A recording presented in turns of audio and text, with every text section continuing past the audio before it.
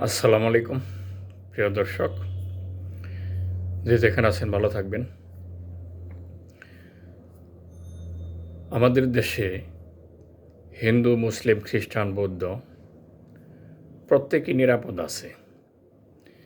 যে যার নিজস্ব ধর্ম সঠিকভাবে পালন করতেছে, এতে কারো কোনো বাধা নাই। অত্যন্ত সুন্দর পরিবেশের একটি দেশ।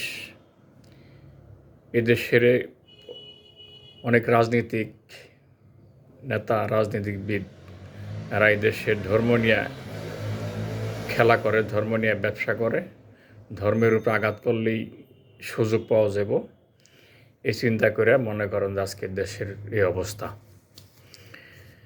দেশের হিন্দুর সাথে মুসলমানের সাথে কোনো দিন দ্বন্দ্ব দেখি নাই, আর ভবিষ্যতে মনে হয় হবেও না, সেটা আল্লাহ পাক জানে।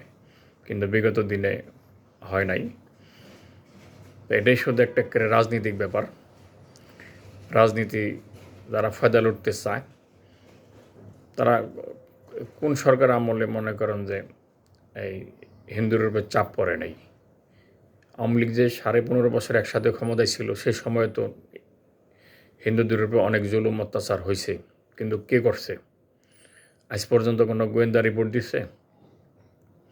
এগুলি পরিকল্পিত হামলা করা হয়, পরিকল্পিত ধ্বংসানস্বাত করা হয়। এগুলি শুধু রাজনৈতিক উদ্দেশ্য, আর কিছু নয়। সার্বিকভাবে বাংলাদেশে হিন্দু মুসলমান সব ভালো আছে, কেউ সাথে দ্বন্দ্ব নাই। যার যার মতো শেষে তার নিজের ধর্ম পালন করে।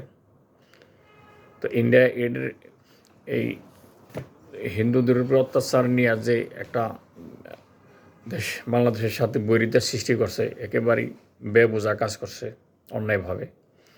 এটা প্রতিবেশী দেশ হিসেবে এটাকে আশা করে নাই। ইন্ডিয়ার উচিত আমাদের দেশের প্রত্যেকটা মানুষের, আমরা যে চিন্তা করি সেটার মূল্যায়ন করা। আমাদের দেশের মানুষ যেভাবে ভালো থাকবো, সুস্থ থাকবো, সেই চিন্তা করা। আমাদের দেশের সাথে ভালো সম্পর্ক রাখার চিন্তা করব। যদি একটা পার্টির চিন্তা করে, একটা দলের চিন্তা করে, একজন মানুষের চিন্তা করে, তাহলে সম্পর্ক ভালো থাকার মতো পরিবেশ থাকে না। তো এই দেশকে ভালোবাসতে হবে। ইন্ডিয়া এবং বাংলাদেশ প্রতিবেশী দেশ, একে অন্যের সাথে সম্পর্ক আছে, আত্মীয় স্বজন আছে। হিন্দু মুসলমানের কলকাতার সাথে বাংলাদেশের সাথে অনেক আসা যাওয়া আছে। প্রতিদিনই প্রায় 40-50 হাজার লোক আসা যাওয়া করতো আগে, চিকিৎসার কারণে, ব্যবসার কারণে, ঘোরার জন্য, কেউ বিদেশে যাইব এম্বাসি দাঁড়ানোর জন্য। নানান দিক দিয়ে ইন্ডিয়ার সাথে সম্পর্ক আসলো। এখন এতে লস হয়েছে ইন্ডিয়ার। এখন ইউরোপিয়ান অনেক এম্বাসি বাংলাদেশে আসতেছে, মানে বাংলাদেশের লোক আর অন্য দেশে যায় ভিসা উঠাইতে হবে না। আগামীতে এই দেশ থেকেই ভিসা উঠাইতে পারবো, ভিসা পার্সেন্টেজও বাড়বো, আর ভোগান্তিও কমবো, টাকাও খরচ কম যাইব। আর ইন্ডিয়ান পেঁয়াজ আলু যদি বাংলাদেশের মানুষ যদি না আনে, ইন্ডিয়ান পেঁয়াজ আলু ওই পস্প এটি পথে ঘাটে যেখানে সেখানে ফালাই দিতে বাধ্য হবে, এছাড়া উপায় নাই। তার কারণ দেখেন, ইন্ডিয়া এখন মানুষ যাইতেছে না, বাঙালি যাইতেছে না। কলকাতা, দিল্লি হোটেল অনেক খালি, হোটেল ব্যবসা খুবই খারাপ। হোটেল ব্যবসা যারা করে তাদের মাথায় হাত।